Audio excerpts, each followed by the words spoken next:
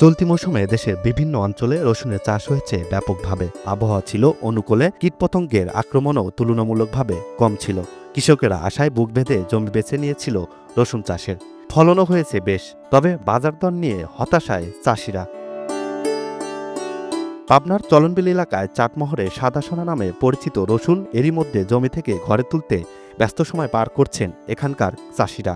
বাজারে নতুন রসুনে ৬ লাভ, কিন্তু বাজারে প্রত্যাশিত চাহিদা ও দাম না থাকায় উৎপাদিত রসুন নিয়ে লোকসানের আশঙ্কায় তারা।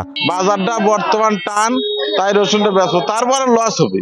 আমি 2 বিঘা জমিতে আবাদ করছি, খরচ হয়েছে মোটামুটি 1,80,000 টাকার মতো, কিন্তু এখন যে দাম 3,3500 টাকা দাম উপর বাজার, এই হিসাবে দেখা যাচ্ছে অনেক টাকা লস যাবে। সার, বীজ, কীটনাশক সব মিলে একজন কৃষকের ব্যয় হয়েছে প্রতি বিঘায় প্রায় 30 থেকে 40,000 টাকা। ফলনও হয়েছে বেশ, প্রতি বিঘায় ফলন হয়েছে গড়ে 30 থেকে 35 মণ রসুন। কিন্তু যতটা খুশির কথা ছিল, বাস্তবে হয়েছে তার উল্টো, কারণ বাজারে রসুনের দাম অনেকটাই কম।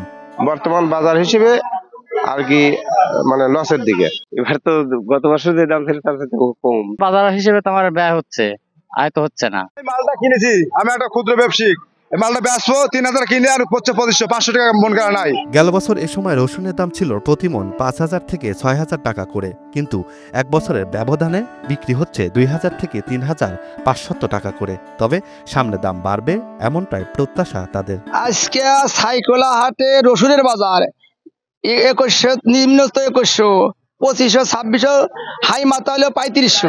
মাঝারি এটা হচ্ছে 2800, 2700, 2900 পর্যন্ত, আর বড়টা 3600, 3700 পর্যন্ত বাজার।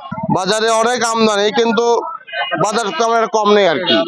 রসুনের বাজার গত বছর চেয়ে এবার অনেক কম। উপজেলায় 4,550 হেক্টর জমিতে রসুনের আবাদ হয়েছে, গেল বছরের তুলনায় প্রায় 1,000 হেক্টর বেশি। এবছর রসুনের আবাদ অনেকাংশেই বৃদ্ধি পেয়েছে। এই অঞ্চলে স্পেশালি চলনবিল এলাকায় রসুনকে সাদা সোনা নামে দেখা হয়। এই জন্য এই অঞ্চলে রসুন চাষের প্রতি কৃষকের একটা আগ্রহ আছে। পাশাপাশি আমরা কৃষি সম্প্রসারণ অধিদপ্তর থেকে চেষ্টা চালাচ্ছি রসুন চাষের আবাদি এরিয়া এবং উৎপাদন আরও বৃদ্ধি করার জন্য। সরকারের উচিত সময় মতো বাজার মনিটরিং করা, সরাসরি কৃষকদের কাছ থেকে ফসল কিনে ন্যায্য দাম নিশ্চিত করা, এমনটাই বলছেন ফসল সংশ্লিষ্টরা।